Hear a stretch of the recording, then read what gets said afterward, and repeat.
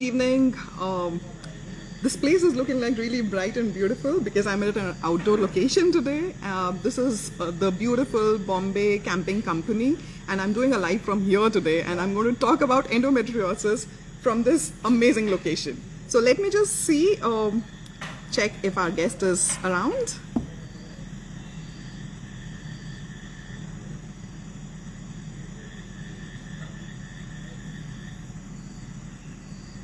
Oh, Heather is here. Let me just. Are you around? I can see you, but are you on the video? I'm not. Yes. Oh my God. So lovely to see you. Hi. Can you Hi, see how me are and you? hear me? Yes, I can. All clear, perfect. And good evening, everyone. And it is my honor to have the Heather on my Insta live today. Pleasure is Because always mine. Always. no. So for people who don't know how we started, Heather was my first guest on Facebook Live that we did on Endo Crusaders. I, Dr. Vimy, had hosted Heather, and she's been so kind. I mean, she's been a beautiful support always, always. It's my pleasure. My pleasure. How have you been, Heather? Listen, we're keeping busy, right? Very, very busy. I've been seeing what you have been doing, and what you've been doing is incredible. The Same kind of work as that you. you, Same as you, just different thank continents. you. That's all. Thank you so much. So, just a little introduction about Heather today. So, she is a board certified patient advocate and is the program director of the internationally renowned Center of Endometriosis Care. So, she is known for her extensive bench to beltway to bedside efforts in endometriosis research facilitation, legislation, and policy reform, disease education, and more. Moreover, for the past 30 years, she's been working towards creating these differences for people with endometriosis, all inclusive. She's been a pioneer when it comes to endometriosis advocacy. And There's lots of us. There's what lots of us. makes I'm just one of her many. what makes her even more special is she is an endo warrior herself, and that's what brings that passion out of her completely. So welcome, Heather, and thank you for sparing time for us. Thank you. I will always show up wherever you need me, whenever. So since we are running a little short on time, I know you were supposed to go somewhere. So let's dive in right away. All right. So Let's do it. first and foremost, can you please tell our audience what exactly got you into advocacy and what was your personal journey with respect to endometriosis? Oh gosh, how much time do we have? So, you know Your what? My your call. story is much like everybody else's. You know, we are driven to make change because we didn't experience change ourselves. And that was really where my journey began. You know, there was a long time ago. We didn't have the support programs. We didn't have the access. Not that we have much more access now, but we didn't have access then. And, you know, it was really a situation where, you know, the saying, be the change you wish to see. And I really felt that if we didn't do it, or if I didn't do it and advocate for myself and then later others, no one will do it for us. So that was really where it was born from. It was born out of the need. You know, we don't have a lot in endometriosis. You know, we're kind of given scraps and we have to take them and make seats at the table for ourselves. So it was really about getting the seat at the table, initially for myself, to advocate for myself because I was not well at all. Yeah, And I then know. later it became, you know, the scenario where I would look and it was becoming years and years and years. And I would look and people were going through the same issues and the same problems and the same lack of access and the same bad care that I had. And it's unacceptable. And I will continue to fight for as long as I still can. You know, and What it's you're just doing is wonderful now amazing. that others have joined us along the way. Oh, I know. I mean, I think you have showed path to a lot of other people like me. So you have been like one of the major inspirations for me when I I mean, when I started at, advocacy, so in India, we still don't have the concept of patient advocacy. I would love to have it coming over in India sometime. I don't know how it will happen, but I really look forward for that day when patient advocacy becomes important in this country also. But for me, when I started it, I actually looked up to you, I mean, the way you worked was amazing. I Oh, mean, it was beautiful, well, so thank you for selfless, saying so that. warm, so You know what? I always say we stand on the shoulders of giants that came before us. And if I did not have people to help me along the way, um, I don't know where I would be. And, we have to really pay it forward and pay it back. But you're right. Advocacy in a lot of circles is really viewed very disparagingly.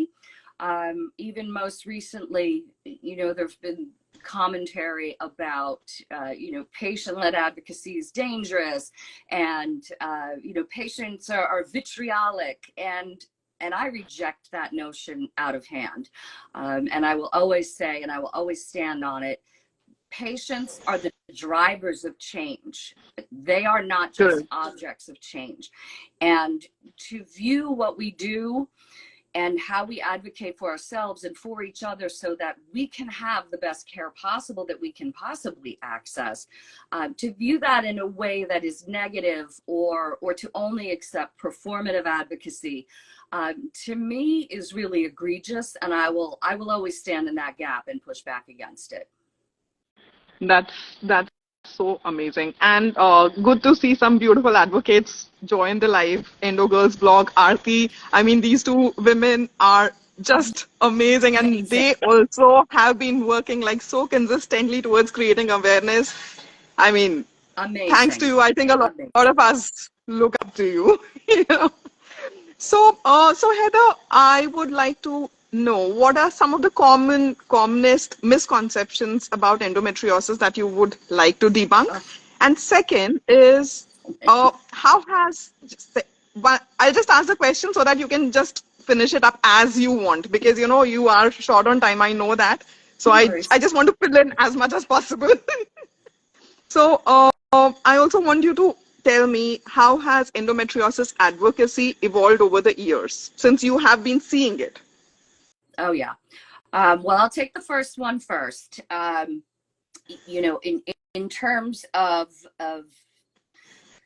myths, I mean, we could sit here for 3 straight days and not address them all. But I think that the most common and most harmful is this really outdated concept that, first of all, endometriosis is this disease of fertility and bad periods, okay? And that it only Right. affects people with a uterus, and it only affects menstruators, and it only affects rich white women. And these are so outdated and so harmful because that's what keeps the disease really mired in poor care.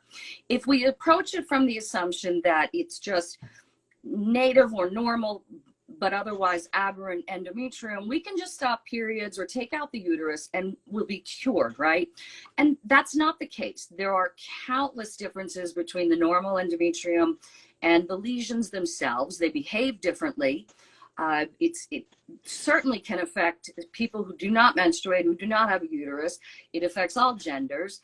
And these kinds of things are really concepts that put up additional barriers to care. We already have enough of a problem in endometriosis accessing care. When you put those additional barriers in the way, that leaves a lot of people falling through the gaps.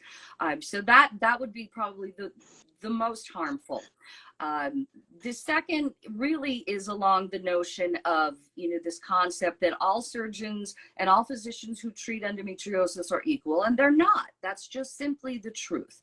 That's not disparaging any great doctors out there who care about their patients and want to help them manage and are effective in that way. But the reality is, when we conflate specialists, true specialists, with the run-of-the-mill OBGYNs, that further limits access. That speaks to a whole insurance and reimbursement and coding issue. And we, as I said, we don't have enough access and care already, and that compounds the problem. So I would say that that's pretty harmful. you know, again, when we talk about race and ethnicity and gender diversity and all of those things, imagine how hard it is, you know, for a privileged white person to get access to care. Now compound it with these other diverse aspects, and we're seeing people fall through the cracks. We're seeing people dismissed because they couldn't possibly have endo. We're seeing incredibly harmful disparities in care on the basis of sexuality, on the basis of race and ethnicity, and all of these things. That is an incredible disservice to the patient community, and that absolutely has to be addressed now, here and now. That is a crisis. In terms of advocacy, I mean, absolutely, we've come such an incredibly long way. You know, I always tell the story about, you know, in the 80s, the late 80s, when I was diagnosed, it was really about pen pals through the Endo Association. You know, they had a yellow ribbon pen pal. That was it. We didn't have internet. We didn't have this. We talked on the phone. And now, I mean, you can literally just turn on any form of social media. You can go to the internet. Patients are able to access the same literature that their physicians are reading. They're able to sort of distill that down and glean through it and have those conversations with their doctors. You know, it's sort of really leveled the playing field, which is very, very important. You know, as patients, we have an absolute right to bodily autonomy. We have a right to informed consent, truly informed consent. Correct. We have a right to make decisions for ourselves, and all of these things, from the support aspect to the access to research aspect, all of those things have really leveled the playing field quite a bit. Now, of course, you're going to have pushback. You know, there's still that notion of, you know, don't confuse your Google search with my medical degree. Well, don't confuse your medical degree with my lifetime of lived experience, right? Absolutely, absolutely. But the support and the access to better information has been game-changing and tremendous. Because, I mean, I still regret not looking up the Google or Facebook pages that are available when I was going through a diagnosis.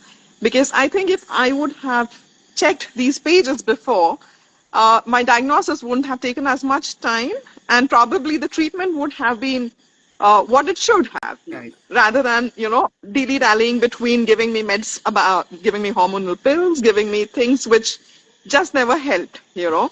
And when we talk about, you know, getting the correct definition of endometriosis, people laugh about it, and it's very disheartening to see even doctors not acknowledging it, that endometriosis is not just the endometrium, you know, there is a difference, you know, and why we say that. Yeah. Even recently, somebody was sitting next to me and they said, you have to stop saying endometrial-like. You lose people when you get to that. And I said, well, first of all, it's the accepted definition by the World Endometriosis Society Consortium. So I'm not losing anybody. That's the literal definition. And second of all, I feel like, well, so what? We should just say, okay, it's whatever, and that's fine. No, it matters. It's important. It does. You know, and again, that goes back to fertility and painful periods and killer cramps. It's a systemic inflammatory disease, and it affects everything head to toe, mentally, emotionally, physically, all of those things.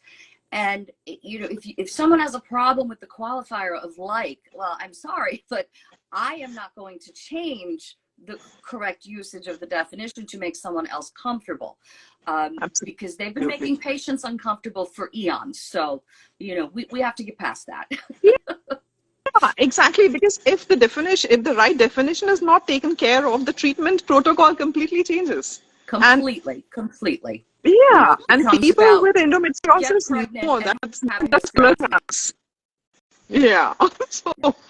So when you say, when you just spoke about mental and emotional, you know, problems that people go through. So how is it that endometriosis affects a person on the mental health, the relationships, the emotional thing, and how do you address it as an advocate? Well, I mean, the list is endless. Of course, I don't need to tell anybody who has endometriosis that's listening. Of course, it's going to affect every aspect of your mental and emotional health. First of all, you're living with a chronic disease, which is typically painful. So there's that. So that's compounded by the fact that you can't get answers a lot of the time, and you can't get access to care, and you can't get good care, and then you're adding, you know, maybe some medications on there that also come with their own host of ill effects. So immediately living with a chronic painful disease can really mess with your mental health. Then you start looking around you, and this lack of validation, that's very hurtful. And I Yeah. don't mean just from doctors. I'm talking about from your caregivers, your friends, your loved ones. They don't understand it. They tend to invalidate it. You know, that can be very, very painful. It makes you question yourself. You start gaslighting yourself, right? And the gaslighting is a whole different issue. Correct. You know, all of these things that go with the part and parcel of chronic illness. Now throw in things like intimacy. You know, endometriosis causes such painful, painful sex for so many people who live with it. So that's really speaking about a very visceral, very core emotion when you're trying to be intimate and you can't, and it screws with your relationship. Again, that's another emotional aspect that we're trying as people who live with the disease to deal with. Missing events, missing work, even. You know, you may feel less than, which of course you're not, but you may feel that way, and you may start questioning yourself: is the pain really that bad? Could I have gone to work? Could I have gone to school? Could I play sports? Could I do all these things? I mean, the whole concept and construct of the mental and emotional layers can be so painful.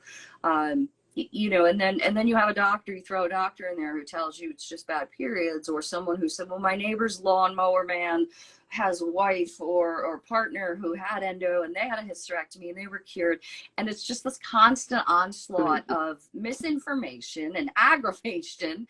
But it also has physical impact on the brain. You know, they call it an endometriosis brain, not because it's in your head, but because it actually changes the receptors in the way your body processes pain.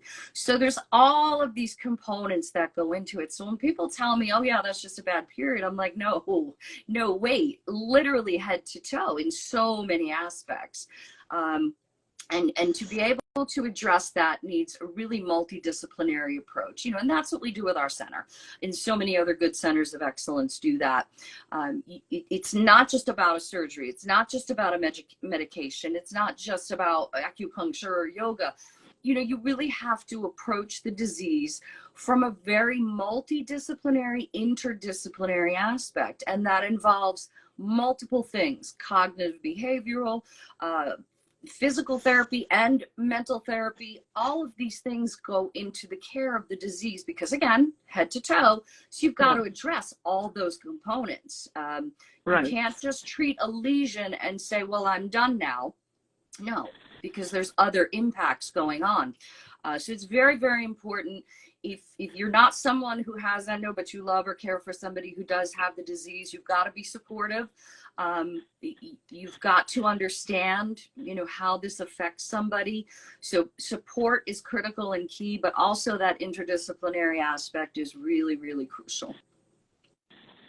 Absolutely. I mean, Aarti says, oh my God, I love that. Endometriosis brain. Trust me, Heather, this is something which really, really is a fact, because once you have endometriosis, you've gone in through a surgery, you really feel that, oh, everything is fine. But there are things which still happen because your brain, I think, has been going through it for a very long time. And the diagnosis obviously takes a lot of time. Absolutely. You know, so everything just changes. So till date, I mean, I being an advocate myself, till date, there are times when I feel myself that am I cooking it up in my brain, you know, just because whenever you go to doctors, all they have to say, oh, this is because of your whatever, you know, maybe something XYZ, some other thing. Right now with me, it's more about because a total hysterectomy was done. Now it's more about, oh, ma'am, your menopausal problems. Yeah. I was like, but there has to be a solution for it, right?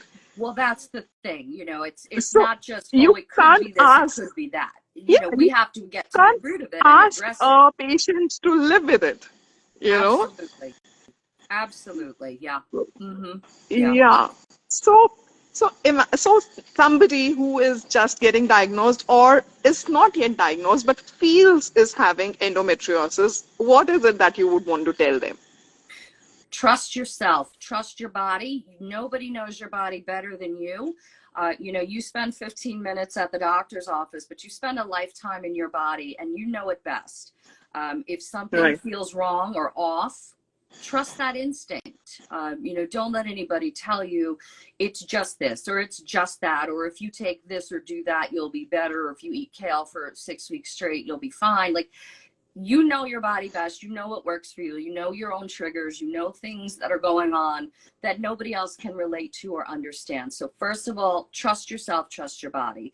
And while I recognize certainly we have an abysmal standard of care in endometriosis and a total lack of access, find the best doctor that you can. And it should be someone that resonates with your belief system, your culture, your values, obviously your finances and your insurance. All of these things matter. Because even if you can't get to one of the few centers around the world, you still have a right to care, and to find someone who is supportive and will help you along that journey. And if the first 7 doctors don't help, find an 8th, because again, True. you have a right to feel better. And I would also say, you know, be prepared.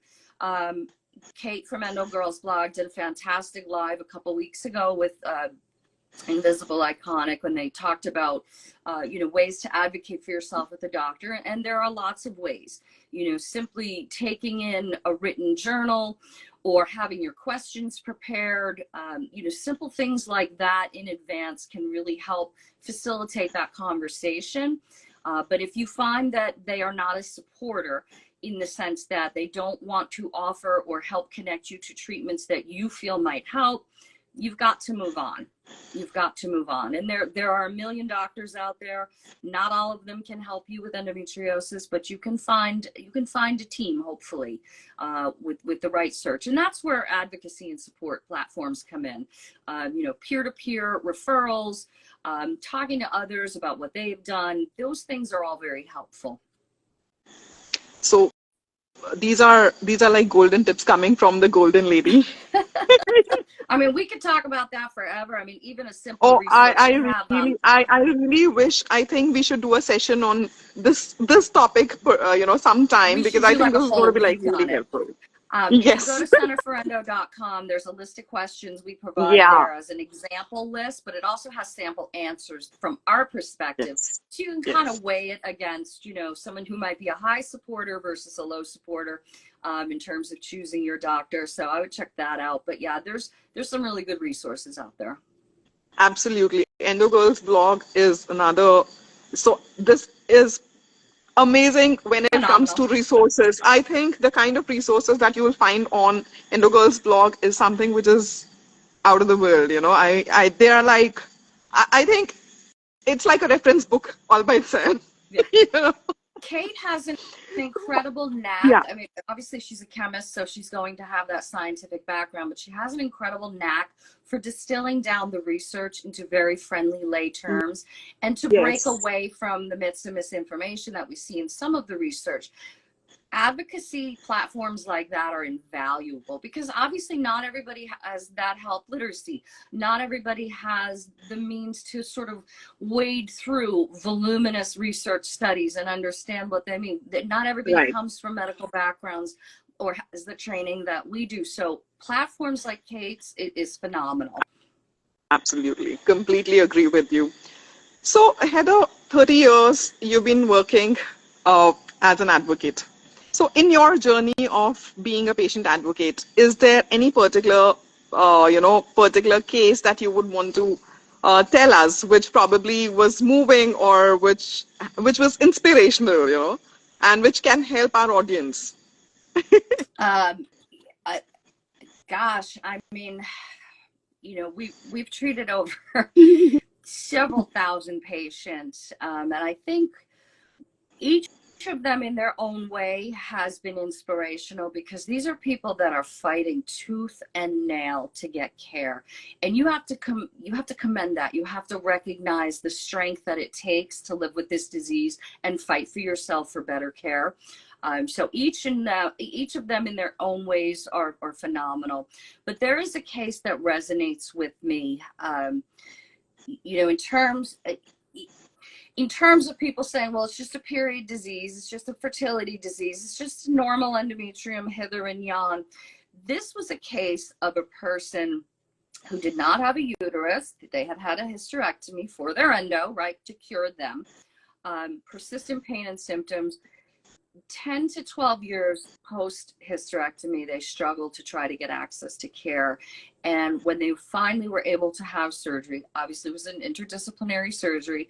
It was lung endometriosis, diaphragmatic, bowel resection needed, liver endometriosis, sciatic endometriosis, all of these things this person had been living with, which unfortunately in the level of cases that we see, that's more the norm, unfortunately. But this was someone who had been ignored for decades, poorly treated, much like myself, repeated surgeries that were ineffective, unhelpful, hysterectomy, unhelpful. And it was only because of their effort and their gumption to stand up and say, this is not right, something is still very wrong here. They were the ones that connected themselves to better care. Unfortunately, that's the case for a lot of us. But this resonated with me because it was such a huge case, and I won't soon forget the effort that it took this person not only to get to better care, but to live like that. And we lose people. We lose people along the way. And this was somebody who said, I'm not going to be beaten by this, and that resonated with me, and it sticks in my head. Oh, hats off to this person, because it takes a lot of gut to actually live with that kind of an endometriosis, that extent of endometriosis, and fight for themselves, fight Absolutely. for the right to care, Absolutely. a proper healthcare system. Absolutely. And I'm glad they could reach you. I mean, they could reach your center. Your center is like, it's like the mecca for, for people with Unfortunately, endometriosis. I wish that everybody could.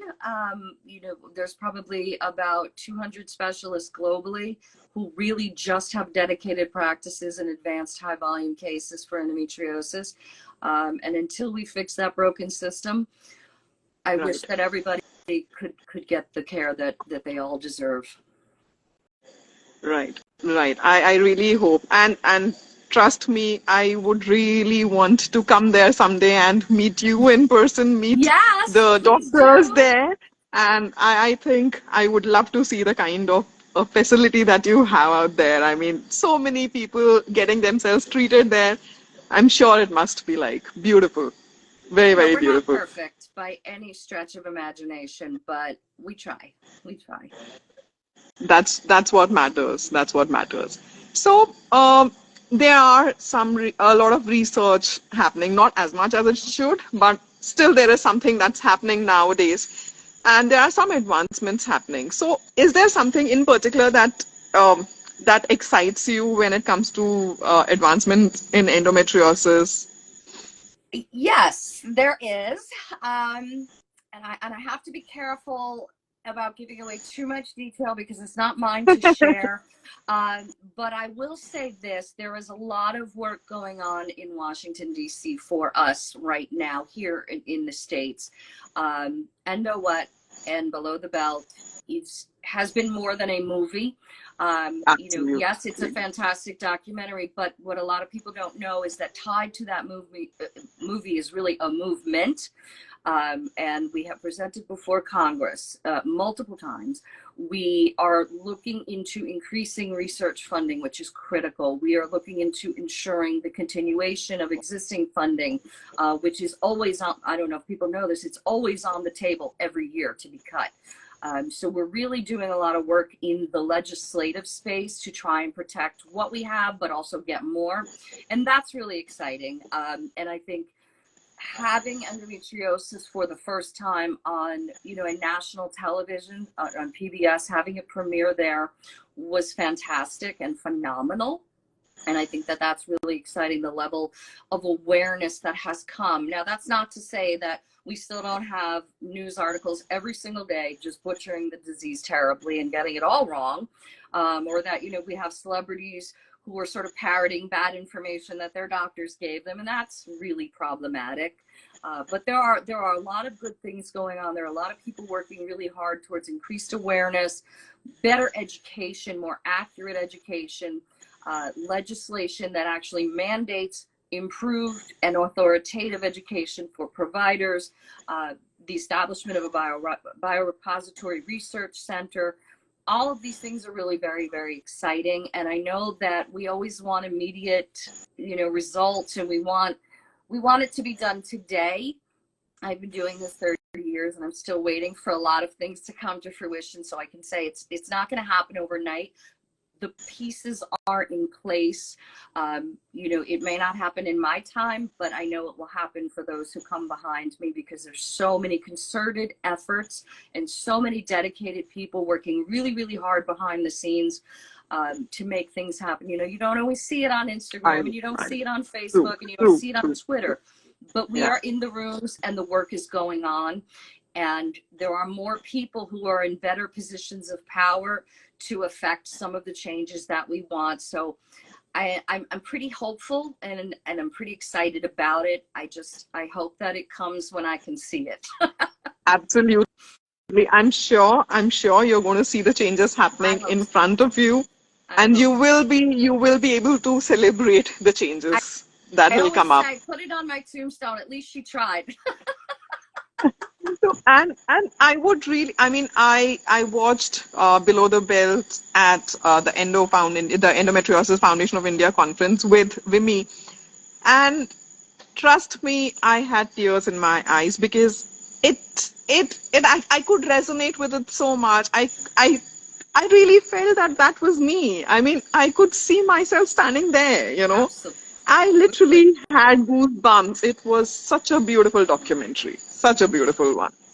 Yeah, You know, and Vimy has been doing such great work through her foundation. You know, that was a long time coming, and I was so excited. I was there for her launch. Yes, I know. That was such a big deal, because we hadn't seen that before, and we're starting to see it crop up everywhere now. So that's No, exciting. I'm so glad. I'm so glad this is happening, and we are looking for changes coming in. So let's hope, fingers crossed, one day at a time, one step at a time. One breath at a time. As Shannon Cohn says, change is coming. Change is coming. Yes, absolutely. So if somebody wants to get involved in advocacy, so how do they get involved in the endometriosis community? You know, I tell people all the time, there's different levels and different layers of advocacy, and it looks different to different people. You know, there's self-advocacy, of course. There's advocacy for someone else. If you're supporting someone through their journey, you're helping connect them to better care, you're helping them better understand the disease process. You know, you're helping improve their journey. That's fantastic advocacy. Then there's advocacy where there's awareness and you're just sharing general education and things like that. And then there's really the advocacy as agency, which is sort of that rising tide lifting all the boats, right? Where you're sort of doing things in the trenches for the greater good. And folks should bring whatever skill set they have to the table and use it. If nothing else, tell your story. Tell your truth, use your voice, tell the truth, even if your voice shakes, right?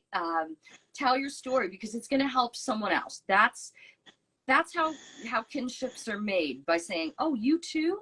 You know, and I think so many of us connected on that level initially. And that's really where the collaborations grow from there. It becomes, okay, well, I have access to maybe a legislator, or I have access to a research center, or, you know, I have a platform that could benefit from education and awareness, or my employer or med school wants to have presentations, things like that. So I would say start where you are. use what you have. You know, any awareness is progress, provided that it is accurate awareness. You know, I'm a real stickler for, it's not awareness if it's wrong, but if you're putting out the right information and you're telling your story, someone out there is going to see that, and it's going to make a difference in their life. I think, Heather, the problem, I mean, I don't know how is it out there, but here the problem is people don't want to talk about it, because I know there are a couple of celebrities who are there and who are going through endometriosis. I've been trying to connect with them so that, you know, their story comes out and people realize that it is a fact. And whatever we say or we believe, when a celebrity says a certain thing, the effect is much, much better. So if at all there are people who talk about it, the celebrities who are going through it, they talk about it. I Right. think it will make a difference. And I mean, those are the people that have the platform. Exactly. Fortunately or unfortunately as that may be, you know, there's always going to be a power imbalance in anything, particularly in endometriosis. But you're right, people don't want to say periods or vagina or uterus or painful sex or heavy bleeding. People don't want to talk about that. You know, it's still considered impolite conversation if we talk about the GI impact of endometriosis for so many of us, which is so life altering and life changing. That no longer bothers me. I no longer reserve my remarks, and I haven't. And I encourage others to do the same. You know, that doesn't mean you need to go out in the street and scream about, you know, I have GI issues, certainly, but you can talk about it in a way that relates your experience to others. And again, it's about making that connection. Somebody's going to hear that. It might be a younger person who doesn't know, you know, they don't have maybe painful periods, which is often an initial hallmark, but they may have debilitating bowel symptoms. Somebody's going to hear that. You know, oh, my bladder situation is abnormal, hold up. You know, that's going to influence someone else to seek a diagnosis and to seek care. So, you know, using the words and telling the stories, that doesn't faze me. Anybody who knows me knows. All of my conversations are around, you know, painful bowel movements and bladder dysfunction and collapsed lungs and, you know, painful sex. That's just what I talk about all the time. That's what endometriosis is. That's what it is. And that's a fact. That's Absolutely. a fact. Absolutely. So when people are going through it, what's the harm talking about it? I mean, even if you don't talk about it, I think no one knows, and I appreciate what you do. I mean, from the bottom of my heart, for what you do for the entire community. It takes a village. Like, it's all mutual. It's all mutual. Trust me, Heather, I think, and seeing the comments, I think it's all appreciation for you. Fairy godmother, angel on the earth. I mean, trust me, it is all Heather. It's Heather written all over this. Oh, I see that comment. If they want us to stop talking about it, help us fix it. Yes, thank you. Absolutely. Help Absolutely. us fix it. Help us fix it. Yeah. You know, I said that the other day. You know, maybe there was a little bit of a heated conversation in a meeting that we were in, and again, it was about sort of disparaging specialists and advocates to some degree. And I got really angry and really upset for a minute. And I was like, well, maybe if you stop demonizing everybody and everything, maybe patients wouldn't have to turn to social media. Maybe patients wouldn't be seeking out specialists and they would stay in their home country for care, you know. And it was like, if you want to fix it, fix it. Don't tell us to stop talking about it until you do. So I appreciate that remark. Sure. That's something which is amazing, and that's what I think we are winding up on time. You were supposed to go somewhere. I know you were short on time. That's okay. So we tried to listen. Endo is important. It is the priority. This is what we do. No. So anyway, so I think this was like one of the best conversations that we had. Pretty informative, as always with Heather. This is like one amazing conversation. That this is something which people should watch, you know, so that they get information. Absolutely. There's plenty of us out there they should watch. I'm just happy to be along for the ride. we advocates together are just trying to get more advocates, more people like you who really have the knowledge about what they're talking, rather than just trying to say things just for the heck of saying. Well, So that's the sometimes I do reason. say things for the heck of saying it, but yes. But Heather, thank you so much. I think this was wonderful. This was wonderful, and I Always look my pleasure. forward to doing more sessions with you We will sometime later. continue our work together, my friends. I'm not Absolutely. going anywhere yet. Absolutely. Thank you so much, and thanks to all the audience who have Yes, joined thank us and supporting you. us so much. I mean, Thank the you for kind of support everybody the who took audience give time us all out. the time is heartwarming. Thank you. Follow Thank us you. Have a both and lovely find day. out what we're doing. All right. Take My care of friend. yourself, and thanks once again. Bye-bye. Thank you Bye. so much. Bye-bye. Bye-bye.